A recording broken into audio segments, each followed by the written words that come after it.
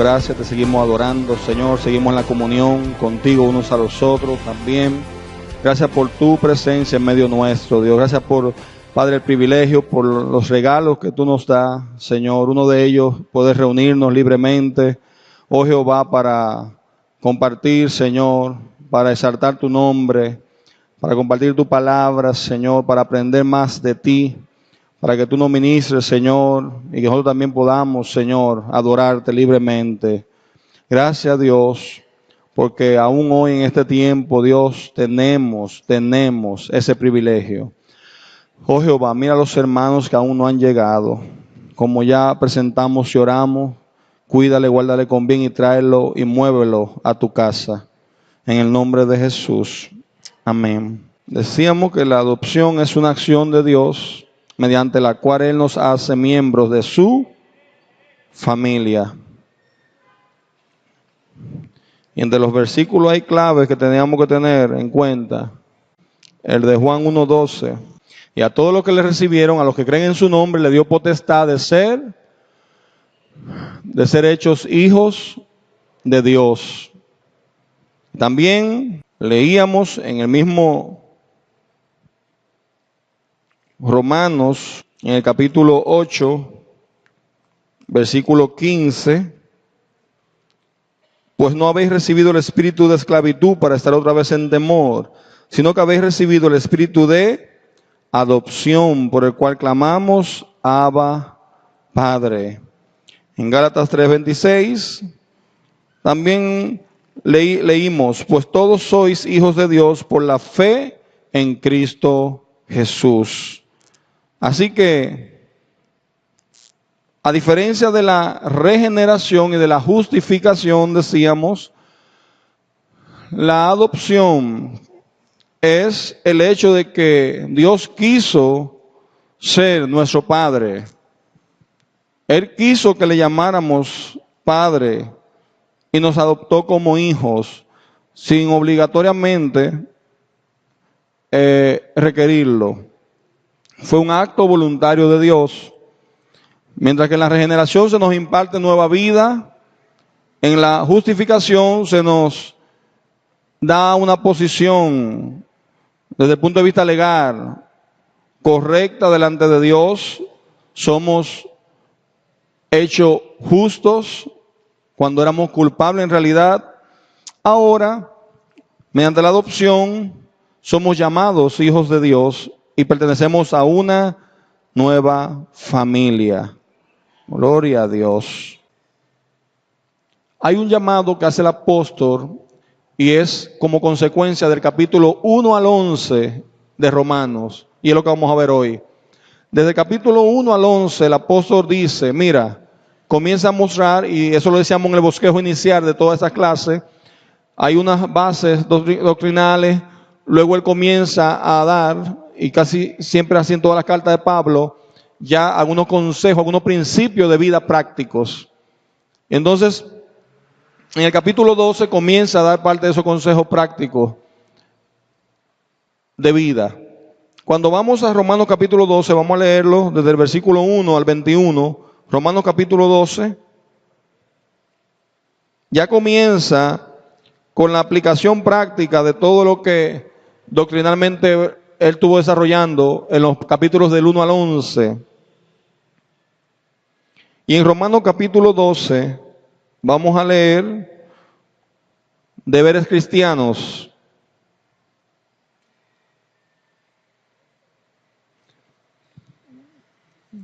Romanos capítulo 12, por favor.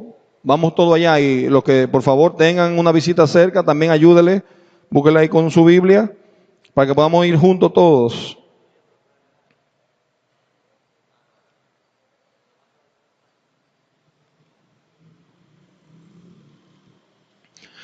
En este punto ya Pablo ha dejado claro quiénes somos hijos de Dios, con qué contamos lo que somos hijos de Dios. Hemos sido sellados por el Espíritu Santo, tenemos las arras del Espíritu y eso obviamente también nos capacita.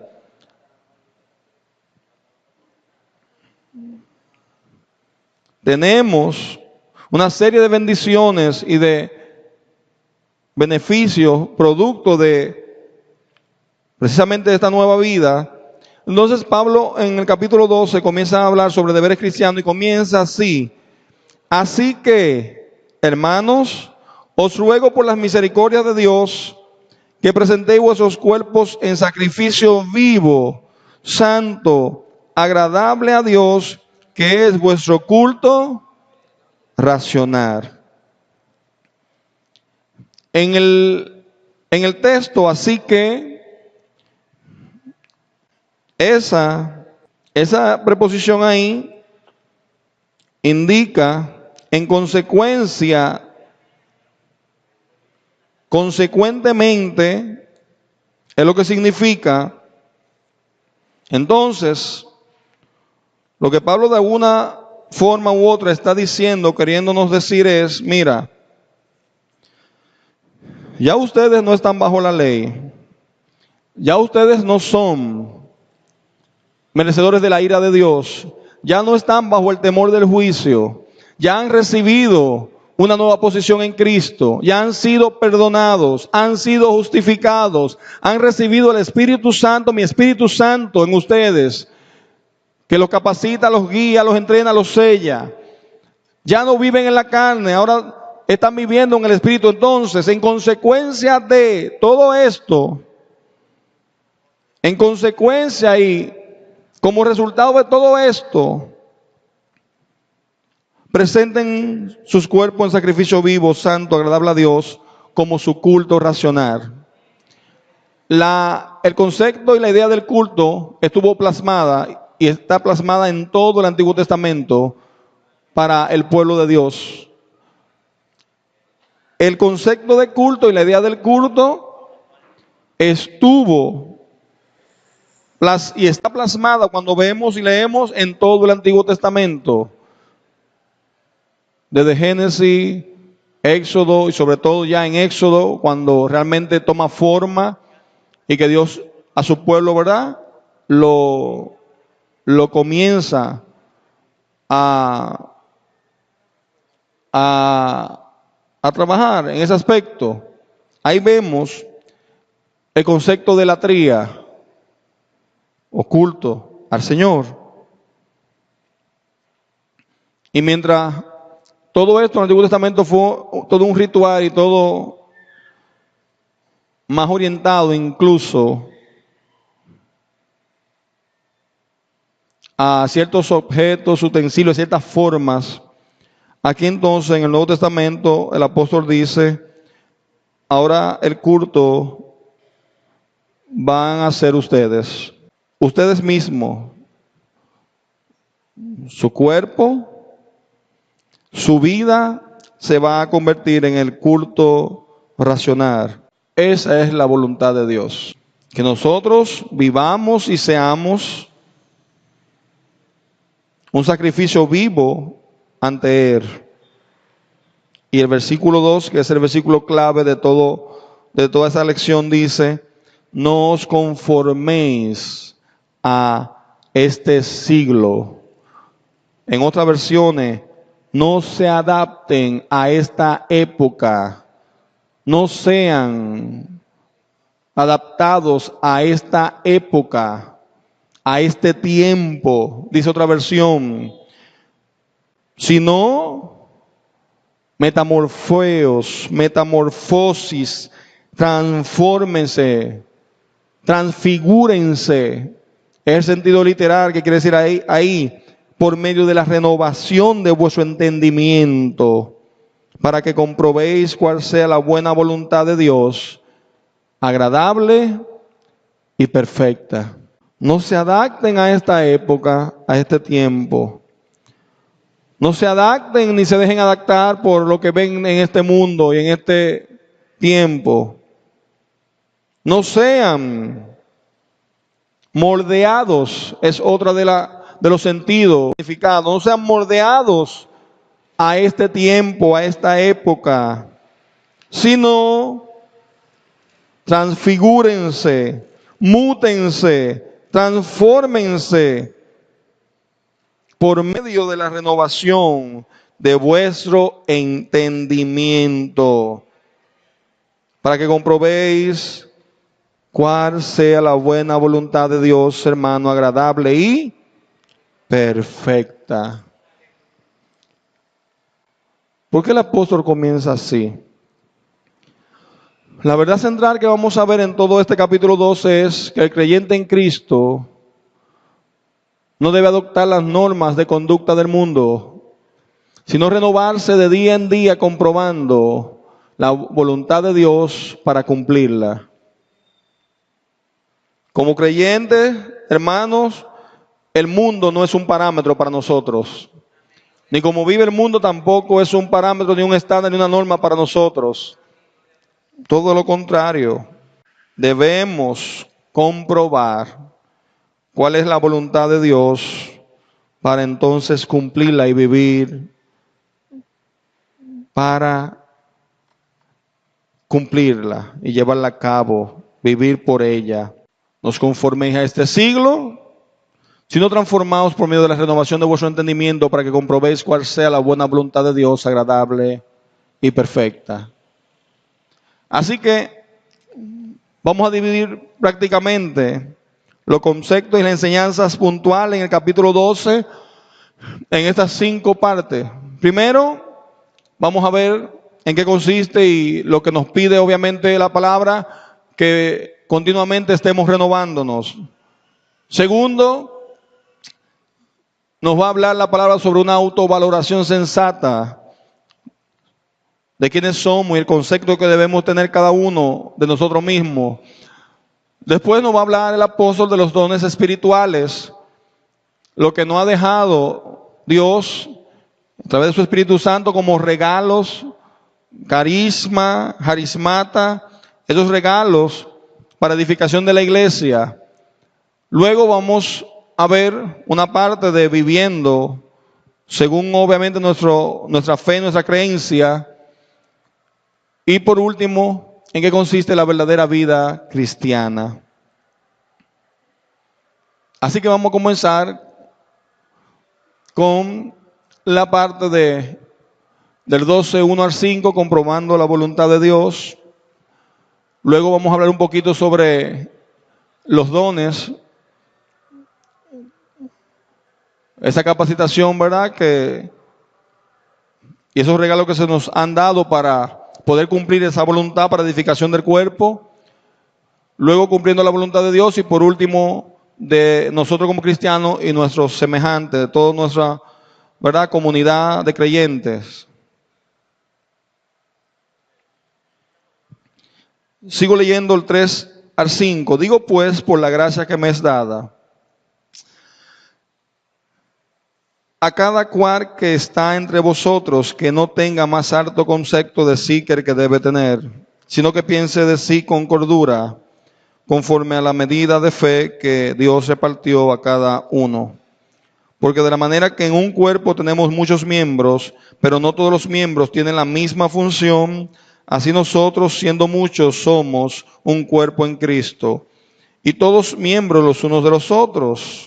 La palabra nos llama y nos pide a que no nos amordemos al mundo, y sino que nos vayamos renovando de acuerdo a vuestro entendimiento, que nos transformemos de acuerdo a nuestro entendimiento, para que comprobemos cuál es la voluntad de Dios. Les decía que en el original la palabra que se ve ahí es adaptarse, adaptar. No conforméis, no se adapten, no se dejen adaptar a este mundo, a esta época. Porque la época, este tiempo, hermano, no es la pauta para nosotros como cristianos. Sin embargo, el mundo, por muchas puertas, intenta y sigue queriendo entrar a un nivel que incluso en muchas llamadas iglesias hemos visto como realmente no tiene ninguna diferencia, y el mundo ha invadido todo, desde el púlpito hacia la forma de pensar de supuestos creyentes. Digo de supuestos creyentes porque, hermano, no hay diferencia alguna entre lo que hace el mundo y entre lo que profesan como creyentes. Ya creo que en algún momento Henry lo decía en el estudio de los viernes, cuando antes se hablaba del cielo, la meta de todo cristiano es el cielo, llegar al cielo, llegar a ser como Cristo. Se hablaba de pecado, de infierno. Ahora ya esos términos no son muy populares y ni siquiera se usan, ni se utilizan. Porque realmente la meta de todo cristiano aparentemente es tener muchas bendiciones aquí en la tierra y ser prosperado y tener más y más. Y como que ha pasado a un segundo plano, el ser como Cristo y llegar al cielo. ¿Qué más, hermanos? Porque es el estándar del mundo. Por eso le decía yo a una persona, claro, usted va a ver iglesias, templos llenos, muy llenos, con miles y miles, porque créanme que no hay nada que le guste más a la carne y al inconverso que la riqueza, el poder, todo lo que trae consigo lo material y toda la vanidad del mundo. Y si usted está ofreciendo eso y está utilizando a Cristo para ese fin y está utilizando a Dios como un pretexto para ese fin, lo sentimos mucho, hermano. Pero la meta de todo cristiano es ser como Cristo. Y todo lo que se conlleva, esa es nuestra meta, ser como Cristo. Ser como Cristo, queremos el cielo y nada más. Me está asustando. La meta de todo cristiano es ser como Cristo. Queremos eso y nada más, queremos el cielo. Para eso es que estamos temporalmente aquí.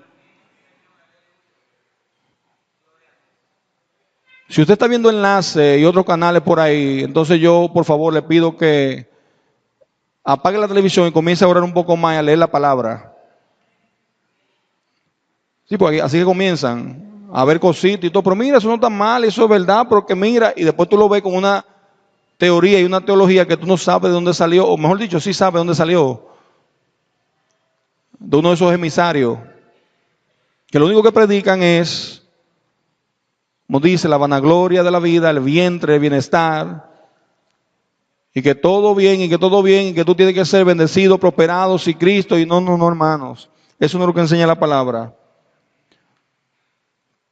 Aquí nosotros debemos ser transformados y no adaptados a este mundo ni a este siglo. Ese no es nuestro estándar. El estándar de vida nuestro es Jesucristo.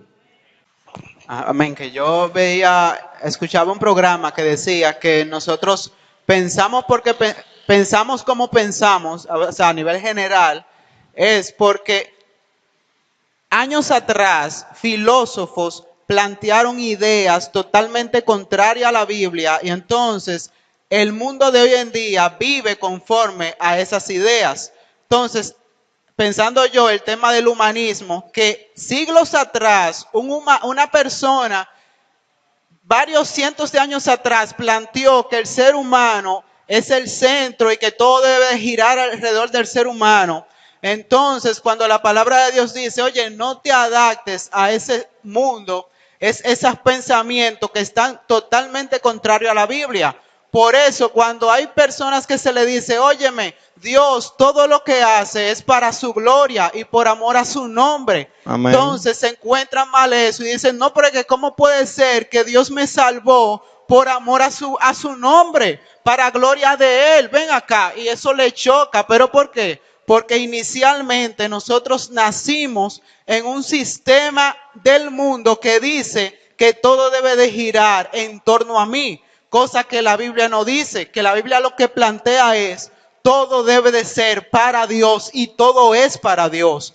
Entonces, nosotros a veces inconscientemente hacemos cosas que es por ideas que nos han estado bombardeando, ya sea por la televisión, ya sea por diferentes medios, y nosotros tenemos que tener cuidado. Pero como usted decía, gracias a Dios que Dios nos ha dado su Espíritu Santo y es nuestro deber examinar por su palabra cuál es la voluntad de Dios. Amén. Miren, hermanos, no tengo mucho tiempo, pero sí le voy a hacer una recomendación. Yo sé que hay muchos que hurgan por ahí en internet, investigan y siempre están viendo videitos y cosas y demás. de todo lo que sale en internet, por ahí más que hay mucha información muy buena que puede edificar, pero también hay mucha información muy mala. Que si usted la coge y no sabe, va a llegar a cualquier lugar. Pero le voy a hacer una recomendación. Hay una persona que se llama Paris Reinhardt.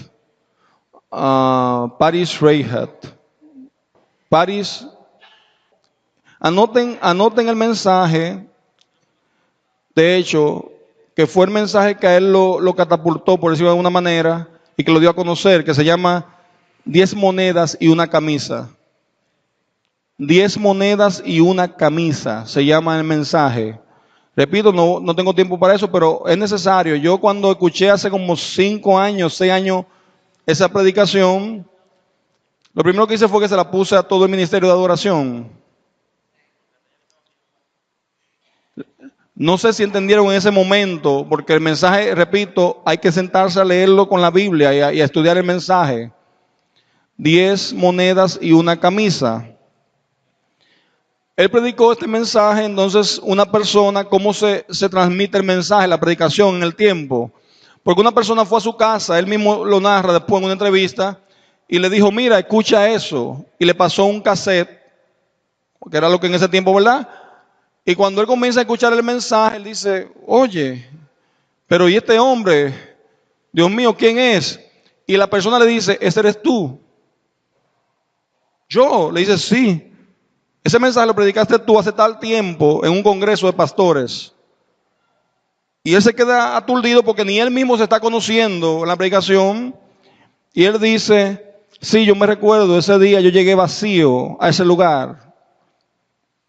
Totalmente vacío y no sabía lo que iba a predicar. Así que me deposité en la mano del Espíritu Santo y le pedí al Señor, dime lo que tú quieras que yo diga. Y de ahí fue que salió el mensaje.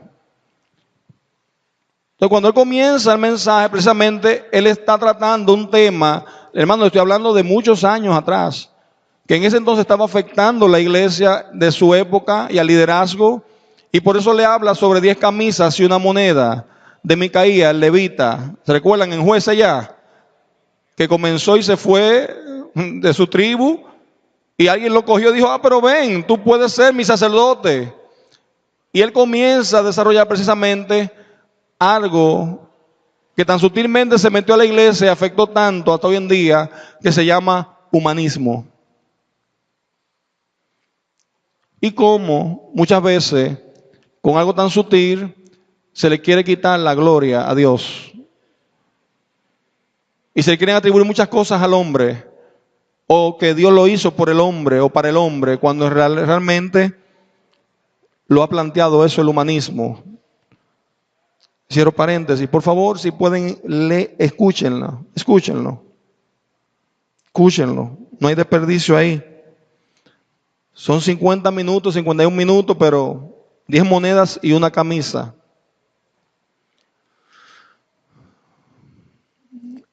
Es parte de lo que lamentablemente estamos luchando por no adaptarnos a este mundo, a esta época.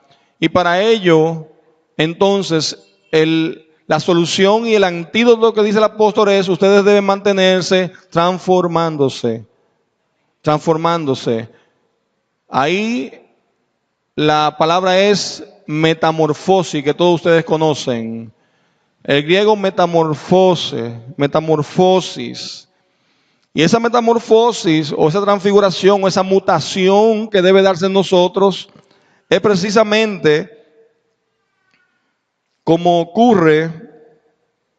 Yo le traje el ejemplo.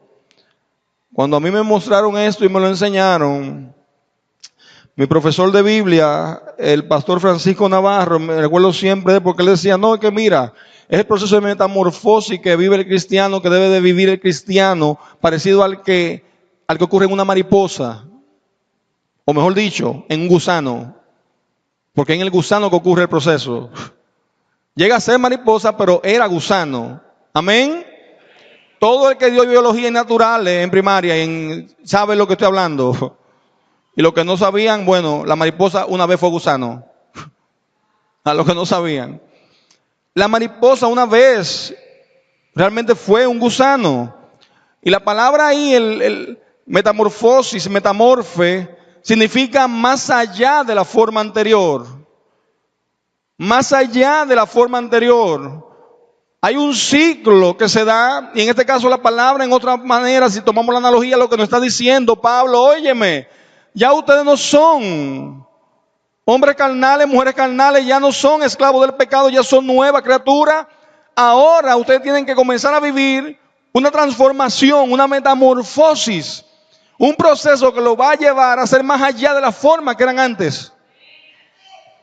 La forma de ustedes va a cambiar, y no física, me estoy refiriendo a la forma en todo, su génesis.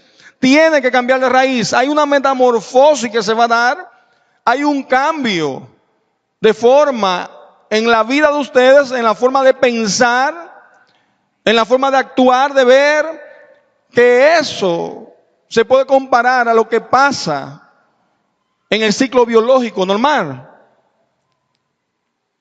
¿Qué es lo que pasa en la mariposa?